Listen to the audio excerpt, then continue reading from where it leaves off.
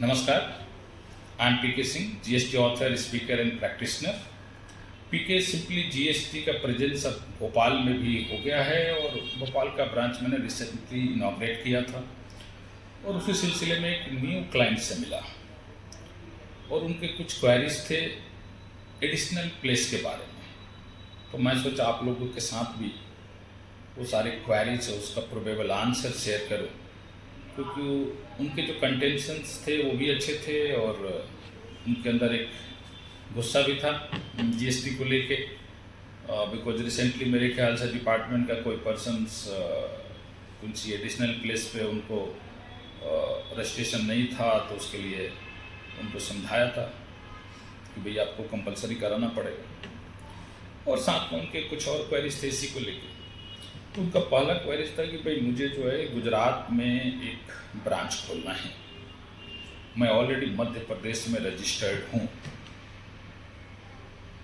तो क्या मैं गुजरात वाले ब्रांच को एडिशनल प्लेस डिक्लेयर कर सकता हूँ? तो मैंने कहा नहीं, आंसर भी नहीं है। आप सबको पता है कि भाई एडिशनल प्लेस का provision with in the states में है, विद इन द यूटी है। अदर स्टेट्स में जब आप ब्रांचेज ओपन कर रहे हैं चाहे कुछ भी कर रहे हैं तो आपको उस स्टेट्स में सेपरेट रजिस्ट्रेशन कराना होगा। अब इतना सुनते ही उनको थोड़ा सा गुस्सा आया, मुझ पे नहीं पे गवर्नमेंट पे और डिपार्टमेंट पे। तो बोले फिर आप गवर्नमेंट इतना एडवर्टाइज कर रही, वन नेशन वन टैक्स, ये वन नेशंस की बात, थ्योरी की बात हो रही है, तो फिर मुझे अगर हर स्टेट्स में जब मैं अपना प्रेजेंस करना चाह रहा हूँ तो मुझे हर स्टेट में रजिस्ट्रेशन कराने पड़ेंगे, मुझे अकाउंट्स का टीम रखना पड़ेगा, सब कुछ मुझे करना पड़ेगा, तो फिर कहाँ ये वन नेशन वन थ्योरी की बात हो रही है? वो करेक्ट तो है नहीं।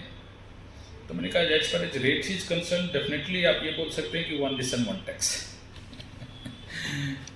तो रेट्स के और बाकी जो आपका जो कंटेंशन है कि हर स्टेट्स में रजिस्ट्रेशन कराना, तो उसकी वजह है कि भाई जो जीएसटी है वो डुअल कॉन्सेप्ट के बेसिस पे है।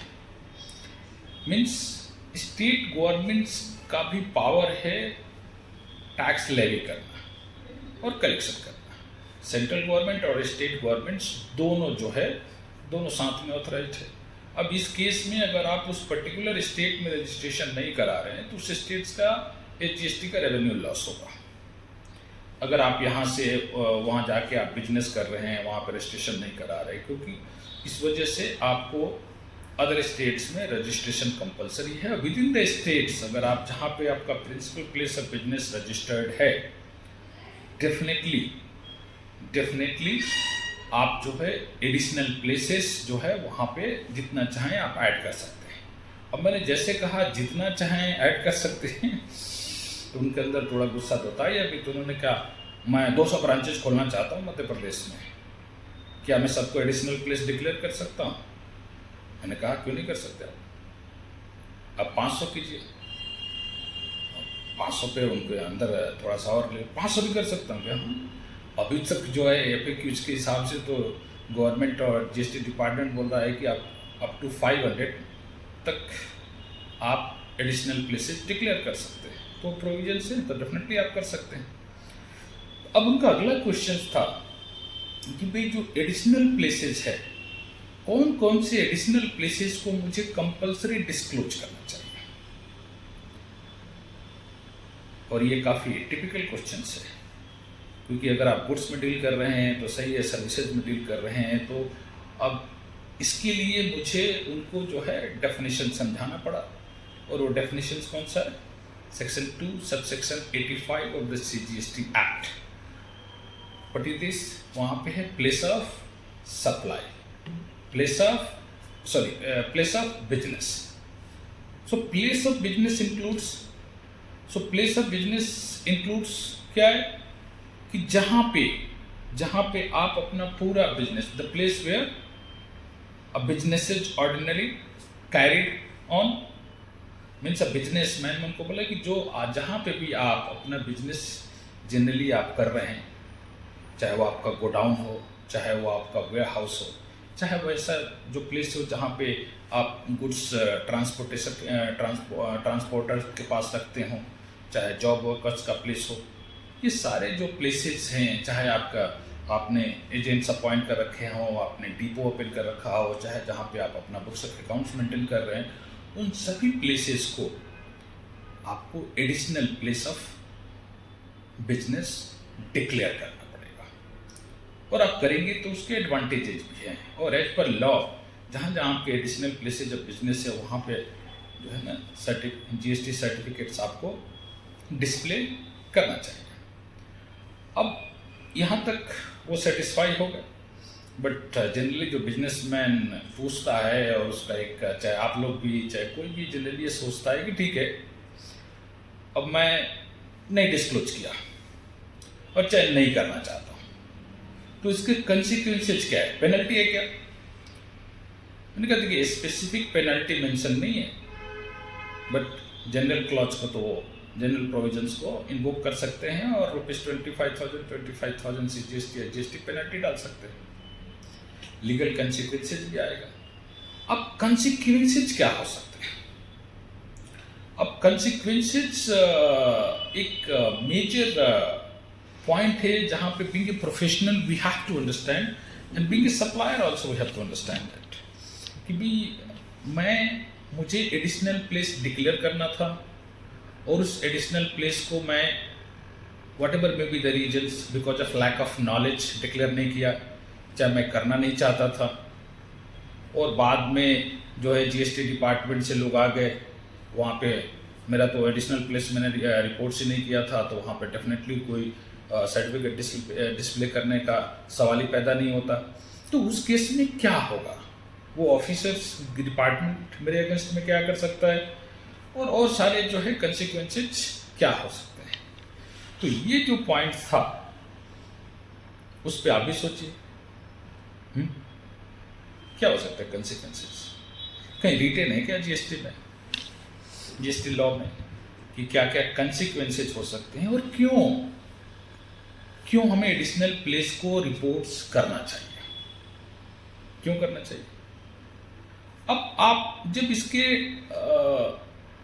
आप रूल्स 18 देखेंगे, CGST के रूल्स 19 आप पढ़ेंगे, तो जब आप यहाँ पे डेप्थ में इसको एनालिसिस करेंगे,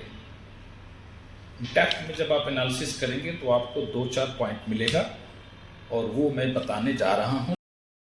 तो कंसिक्वेंसेज क्या है? So consequences of not registering your additional places and not reporting your additional places to the GST departments. जैसे मैंने कहा section 2 subsection 85 of the CGST act, जब भी कोई आप एडिशनल प्लेस, आपको न्यू एडिशनल प्लेस ले रहे हैं, चाहे आपको करना है, तो विदिन 15 डेज आपको एडिशनल प्लेस को रिपोर्ट्स कर देना है। अब अगर आप रिपोर्ट्स नहीं कर रहे हैं, और मान लीजिए under section 67 of the CGST act department official अगर इंस्पेक्शन कर रहे हैं, सर्च कर रहे हैं आपके प्रीमाइसेस का, और जो प्रीमाइसेस आपके GST सर्टिफिकेट्स में, रजिस्ट्रेशन सर्टिफिकेट्स में एडिशनल प्लेस जो नहीं मेंशन है, वहाँ पे अगर उनको जो भी चीज़ें मिलेगी, चाहे वो डॉक्यूमेंट्स हो, चाहे वो गुड्स हो, जो भी चीज़ें उनको मिलेगी, उसका क्या करेंगे, बिकॉज उनको मानेंगे कि आपने उसको सीक्रेटली स्टोर किया है, आपने गवर्नमेंट से उसको हाइड किया हुआ है, तो सारे डेटा, सारे डॉक्यूमेंट, सारे गुड्स सीजिंग का पावर है उनके पास, it will be liable to seize. तो ये जो सीजिंग का प्रोसीजर है वो उस पर अप्लीकेबल हो जाता है, क्योंकि वो मान के चलते हैं कि आपने ये सारे गुड्स और इस प्लेसेस को हाइड किया है, और आप चाहे वो फेक बिलिंग कर रहे हैं, चाहे जिस तरीके से काम कर रहे हैं, आपका इंटेंशन करेक्ट नहीं है, और आपने जो है टैक्स की चोरी करने के पर्पज से सब कुछ किया हुआ है। अब सेकेंड कंसिक्वेंसेज ये होता है कि मान लीजिए आपका कोई ट्रांसपोर्टर है, और उसके प्लेस पे आप गुड्स को जो है स्टोर कर लेते हैं। जनरली क्या होता है कि सिटी में ऑफिसेस होते हैं और स्टोर्स, आप ट्रांसपोर्टर्स के प्लेस पे ही चीज़ें को स्टोर कर लेते हैं जो 40, 50, 60, 70, 80 किलोमीटर दूर रहता है। अब इस केस में आप जो है प्रॉब्लम्स यहाँ पे होता है कि भाई गुड्स को वहाँ से जब गुड्स वहीं से स्टार्ट हो रहा है, और चाहे गुड्स जब आप यहाँ से वहाँ भेज रहे हैं ट्रांसपोर्टर तक, तो आप डीसी और बाकी चीज़ कैसे जनरेट करेंगे। तो कई सारे ई-वे बिल्स और इसके इश्यूज आते हैं। तो प्लेस ऑफ, और मान लीजिए वहाँ पे अगर ट्रांसपोर्टर के पास कुछ रेड होता है, इंस्पेक्शन होता है, और वहाँ पे आपका गुड्स पाया जाता है, डेफिनेटली वो गुड्स भी वो सीज कर सकते हैं। अब आपका जॉब वर्कर्स है, जो मेजर इश्यूज है जॉब वर्कर्स में, बहुत सारे जो मैन्युफैक्चरर्स है जिन्होंने बहुत सारे जॉब वर्कर्स को अपॉइंट कर रखे हैं, और वो जॉब वर्कर के प्लेस से ही बिलिंग कर देते हैं। अब आप जब वहाँ से प्लेस से बिलिंग करते हैं, आपका प्रिंसिपल प्लेस ऑफ बिजनेस कहीं और है, और आपने जॉब वर्कर्स के प्लेस को आपने एडिशनल प्लेस डिक्लेयर नहीं किया, और वहाँ से आप बिलिंग कर रहे हैं। और कभी कभी आप जो है गुड्स तो एक्चुअली वहीं से स्टार्ट हो रहा है। तो कई ऐसे इशूज आएंगे जहाँ पे जो है डिपार्टमेंट्स ऑफिशियल जो है आपके बेस्ड ऑन डीसी डिलीवरी चालान्स नहीं है, और चाहे वो प्लेस रजिस्टर्ड नहीं है, और ई-वे बिल्स जनरेशन, ये सारे जो प्रैक्टिकल इश्यूज आएंगे। कई सी चीज़ हैं जो मैं इग्नोर कर रहा हूँ, डेप्थ में उसको नहीं जा रहा क्योंकि वीडियो बहुत ज़्यादा लंबा हो जाएगा।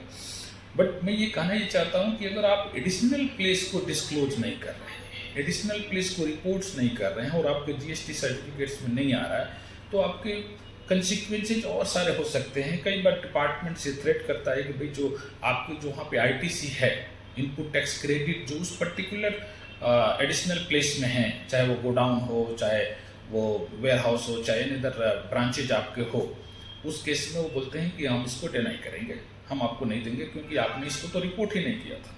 वो अलग इशू है कि बाद में आप उसकी लीगल प्लानिंग करके और लीगल फाइट कैसे करते हैं, that is the different issue. But उनके पास ये पावर आ जाता है क्योंकि आपने उस चीज़ को हाइड किया, और आपको डेफिनेटली उस सेक्शन 74 में बुक करेंगे, कहेंगे कि आप फ्रॉड कर रहे हैं।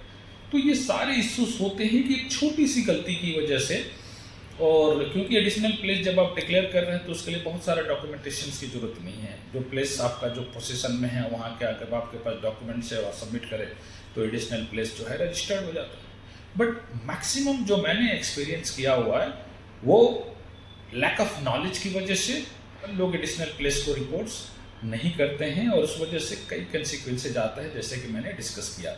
अब इसमें बहुत सारे पहलू हो सकते हैं, आपको भी बहुत सारे क्वेश्चंस हो सकते हैं। आप एडिशनल प्लेस के रिलेटेड जितने क्वेश्चंस है आप करेंगे तो इससे मैं कोशिश करूँगा उसको रिजॉल्व करूँगा, और हम सबको जो है फ़ायदा होगा। बिकॉज जब बिग इंटेलेक्चुअल्स सब चीज़ सब एक चांसेज है डेप्थ डिस्कशन के, तो वो पॉसिबिलिटी तभी है जब वो इंटरेक्टिव हो, जब आपके पास से क्वेरीज आए और मैं भी उस चीज़ पे एलोबरेट करूं और चीज़ों को सोचूं और देन उसको मैं पोस्ट करूं। इससे सबका फ़ायदा होगा। ठीक है, नमस्कार, थैंक यू।